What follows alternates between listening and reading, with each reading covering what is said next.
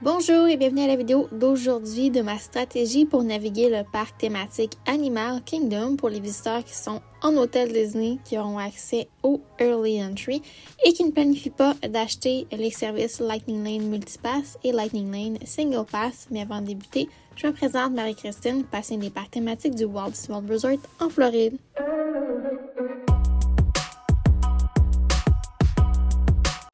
Donc, le parc thématique Animal Kingdom il est bien particulier parce que c'est le parc que les heures d'ouverture sont les plus différentes des autres parcs thématiques à Disney World. Normalement, on a une ouverture du parc vers 8 heures la plupart des jours de l'année et le Early Entry débute vers 7h30 la plupart du temps. C'est quand même assez tôt. Pour être aux autobus, je vous conseille d'être à l'autobus de votre hôtel pour 6h30, mais j'irai même pour 6h15, si c'est possible. Parce que vous voulez être dans les premiers pour avoir l'avantage là, pour Flight of Passage parce que c'est une attraction très populaire et beaucoup de personnes se déplaceront très tôt pour justement aller faire l'attraction avec un temps d'attente réduit. Donc, j'ai mentionné Avatar Flight of Passage, c'est l'attraction la plus populaire. C'est celle que 99% des gens qui vont au Early Entry vont miser de faire. C'est la seule qui, parmi la liste des attractions vertes, qui en vaut vraiment la peine pendant le Early Entry. Surtout si vous ne voulez pas dépenser là, pour le Lightning Lane Single Pass. Donc, au Early Entry, il y a d'autres attractions qui sont ouvertes. Par contre, ça pourrait changer là, avec le temps. Les attractions, qu'est-ce qui est disponible parce que, je vous rappelle, Dinosaur, It's Tough to be a Bug et Triceratops Spin, c'est des attractions qui, dans les prochains mois, auront une fermeture pour réimagination, soit de la section ou de l'attraction. Donc, ça veut dire que vous allez devoir là, plutôt miser, je dirais que la section Pandora, ça va être une section sûre pour votre stratégie. Je pourrais même imaginer là, une situation où est-ce que les règlements du Early Entry changent pour Animal Kingdom. Puis, si Dinoland USA est fermé, même chose pour It's Tough to be a Bug. Je pourrais même imaginer aussi un monde où est-ce qu'on n'ouvrirait pas Expédition Everest pour le Early Entry, que ce soit seulement la section Pandora d'Avatar. Donc, ça pourrait arriver. On va rester à l'affût là, si jamais ça se produit. Donc, quand vous allez arriver au Early Entry, on va vous retenir là, à l'entrée du parc, puis environ 15 à 10 minutes avant le début du Early Entry. Vous allez pouvoir scanner et aller vous placer vers la section que vous voulez attaquer pour votre Early Entry. Donc, quand c'est le temps de scanner, moi, je vous conseille de garder la gauche, de ne pas aller vers la droite des scanners parce que quand vous allez avoir scanné votre billet de parc, vous devrez emprunter le sentier à la gauche qui est en noir là, dans la représentation sur l'écran. Puis le sentier de droite ne sera pas utilisé pour le Early Entry parce que c'est au début de ce sentier-là qu'on va vous demander une preuve d'hôtel. Normalement, on scanne le Magic Band, le billet de parc ou on peut même montrer notre application mobile selon les options qu'on a à portée de main. Après ça, c'est là qu'on peut aller se placer pour le Early Entry. Vous allez voir, j'ai mis là, 3 rectangles, mais quand Dinoland USA va être fermé pour réimagination, ce pont-là ne sera plus utilisé pour retenir les gens au Early Entry. Donc, techniquement, il resterait le pont vers Avatar et celui vers l'Asie qui nous mènerait vers Expédition Everest qui pourrait changer et ne plus être disponible. Donc, il n'y a pas de disponibilité vers le safari, si vous voyez, parce que l'attraction du safari n'est pas ouverte pendant le Early Entry et ça ne vaut même pas la peine d'aller attendre tout près. On va vous demander de vous promener ailleurs, d'aller vers une autre attraction. On ne voudra pas que vous restiez là à faire un groupe devant l'attraction. Donc, pour les informations importantes, on a la fermeture de It's Tough to be a Bug qui va être à l'automne 2024. J'ai pas de date pour vous officielle. Et la réouverture de l'attraction, ça va être à l'hiver 2025 pour un court film de Zootopia. Également, j'ai pas de date pour vous en 2025, mais c'est les prévisions. It's Tough to be a Bug, c'est une attraction aux 10 minutes, c'est en continu. Et je pense que le concept pour Zootopia va être similaire. J'ai pas de insider scoop, mais une attraction en continu comme ça qui a de la capacité à accueillir beaucoup de personnes en même temps parce que c'est une salle de spectacle. Ça fait en sorte qu'il n'y a pas beaucoup de temps d'attente pour faire ces genres d'attractions-là. Donc, le Early Entry, c'est pas une stratégie d'aller directement vers It's Stuffed Bug. Vous êtes vraiment mieux d'aller faire les autres attractions et en cours de journée, quand ça vous adonne, d'aller faire la file pour It's Stuffed Bug ou nouvellement Zootopia. C'est certain que quand l'attraction va être nouvellement Zootopia, il va y avoir un petit engouement, mais je ne pourrais pas croire que ça va être une attente de plus de 30 minutes parce que la salle, comme je vous rappelle, a une très grande capacité. Donc, le roulement est super bon si le spectacle est aux 10 minutes.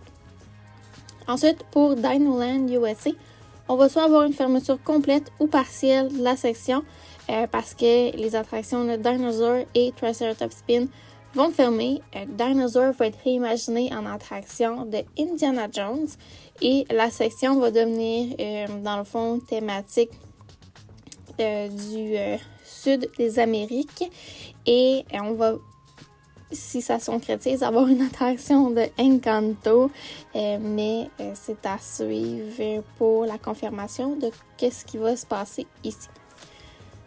Donc, pour ma simulation, je vous conseille d'arriver extrêmement tôt d'avance et d'aller directement à Flight of Passage. Si vous voulez le faire plusieurs fois en journée, je vous conseille d'y aller pour le Early Entry. Et ensuite, il y a 2 moments propices pour faire l'attraction. On a en mi-après-midi vers 13h30, 14h. C'est normalement là que les gens, s'ils ont des billets parc hopper, ils vont choisir de changer de parc thématique ou de retourner à l'hôtel pour faire une pause. Donc, il y a souvent un petit creux. L'attraction peut venir environ 30 à 45 minutes d'attente. Autrement, quand le parc ferme tôt, exemple vers 18h, le temps d'attente va s'afficher des fois à 90 minutes pour Flight of Passage. C'est seulement pour vous déjouer de quitter le parc. Vous pouvez vous mettre en file et les autobus ne vous laisseront pas au parc thématique, même si le parc est fermé. Donc, normalement, quand je me mets en file pour Flight of Passage avant la fermeture du parc, j'attends 15 à 20 minutes. C'est super rapide, super fluide. Et je sors d'attraction quand le parc, dans le fond, il est fermé. Et ça fait en sorte que là, je marche tranquillement aux autobus. Puis la première batch de personnes qui ont pris les autobus, elle est partie. Donc ça fait en sorte que l'attente est moins longue aux autobus. Donc c'est quand même une très bonne stratégie de faire l'attraction juste avant la fermeture du parc. Et Flight of Passage, c'est une attraction que je vous conseille de faire si vous pouvez 2 fois dans votre journée parce qu'on ne peut pas voir tous les effets spéciaux. Donc moi personnellement, c'est ça. Je la ferai au Early Entry et avant de quitter le parc si ça me tente de la faire. Ensuite, si vous êtes arrivé dans les premiers au Early Entry, vous devriez avoir un 5 à 10 minutes de temps pour vous mettre en file pour Na'vi River Journey avant la fin du Early Entry. Ça va faire en sorte que vous allez pouvoir faire l'attraction. Le parc va ouvrir officiellement. Je vous conseille ensuite de vous diriger vers le safari qui va ouvrir à l'ouverture du parc. On devrait être là 15 à 20 minutes après l'ouverture du parc quand on se met en file, mais il va y avoir déjà une bonne batch de personnes qui vont avoir fait l'attraction. Vous allez peut-être remarquer que la file d'attente est jusqu'à l'entrée principale de l'attraction. Ça va aller super vite à cette heure-là parce qu'il n'y a pas beaucoup de personnes qui utilisent les Lightning Lane encore. Donc, ça fait en sorte que c'est très rapide pour faire le safari. Et en journée normale, il y a entre 30 et 40 Jeeps qui parcourent le safari dans le sentier. Donc, ça fait en sorte que c'est très rapide et il y a un bon débit de personnes qui peuvent faire l'attraction. Donc, le matin, dans la première demi-heure d'ouverture du parc, on peut avoir un temps d'attente de 15 à 30 minutes. Et je vous dirais qu'après 30 minutes que le parc soit ouvert, on va avoir un temps d'attente de 45 à 60 minutes. Et après 1 heure que le parc soit ouvert, des fois, ça bump à 2 heures. Donc, ça vaut la peine rapidement de se mettre en file. Sinon, un autre très bon moment pour faire le safari, c'est en fin d'après-midi. Après 15 heures, on a généralement, je dirais, là, 5 à 15 minutes d'attente. Donc, ça va super bien. En fin de journée, là, le safari, il y a souvent beaucoup moins de personnes.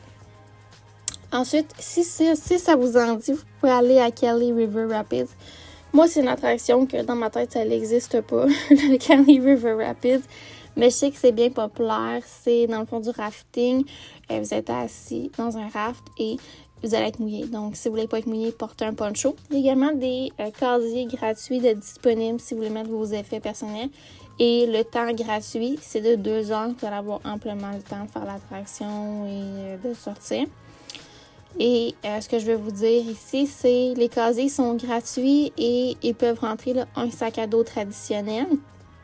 Si vous avez plus qu'un sac, vous allez tout simplement à prendre plus qu'un casier. C'est pas relié à votre billet de parc, donc c'est seulement on demande un casier, on fait un code vérificateur qu'on choisit à 4 chiffres et on se fait assigner un casier que c'est là qu'on va aller mettre notre code à 4 chiffres pour accéder et barrer et on peut seulement l'ouvrir la porte là, une seule fois pour récupérer nos effets personnels.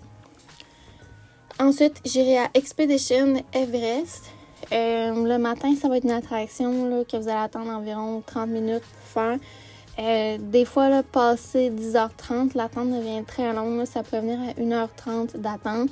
Mais si vous faites l'attraction relativement tôt, ça pourrait aller super bien pour la faire rapidement. Et ensuite, j'irai là, à la première représentation de le spectacle de Nemo. C'est à l'air climatisé, je vous le conseille fortement. Vous allez être assis, ça fait une très bonne pause pour respirer un petit peu. Et là, ensuite, j'irai au Festival of the Lion King. Et le Happy Keys Planet Watch, c'est le train vers la Conservation Station. Il y a un cours de dessin et il y a également un petting zoo là, si vous voulez voir des chèvres, des poules, tout ça. Il y a souvent des opérations en direct de certains animaux qui ont besoin de soins. Donc quand même chouette et un endroit là, qui est quand même calme, qu'on peut se reposer du bruit. J'ai pas inclus la Gorilla Expedition Trail et la Mahaja Jungle Trek parce que c'est deux trails qui n'ont pas de temps d'attente. Il y en a une qui est accessible à la sortie du safari. L'autre, elle est à côté de l'attraction Kali River Rapids en Asie. Donc, c'est deux activités que vous pouvez faire. Vous allez pouvoir voir des animaux. Et il y a un très beau point de vue, là, surtout la Gorilla Falls. Vous allez avoir des points de vue où est-ce que vous allez voir un petit peu le safari et vous allez voir en détail de plus près certains animaux que vous auriez passé rapidement dans le safari, mais qu'ils ont un enclos dans cette trail-là. Et celle des tigres, c'est très impressionnant le décor. Moi, je la trouve vraiment très jolie. Et il y a d'autres trails que peut-être que vous ne connaissez pas, mais autour de l'arbre de la vie, il y a des kangourous, des grosses tortues, plein d'animaux à découvrir. Et il y a également une mini-trail Oasis à l'entrée du parc. Là, si jamais vous voulez faire quelque chose que vous n'avez jamais fait, c'est super cute. Aussi les petits sentiers là. Donc, prenez le temps d'explorer le parc. Il y a beaucoup d'animaux ici et là que vous pouvez découvrir. Et il y a également le spectacle des oiseaux, le Feathered Friends in Flight. Je ne l'ai pas inclus. C'est pas le spectacle que je vous dis que c'est un incontournable parce que je vous dirais de prioriser celui de Nemo et du Roi Lion. Mais si vous avez du temps supplémentaire, le spectacle des oiseaux est super bien.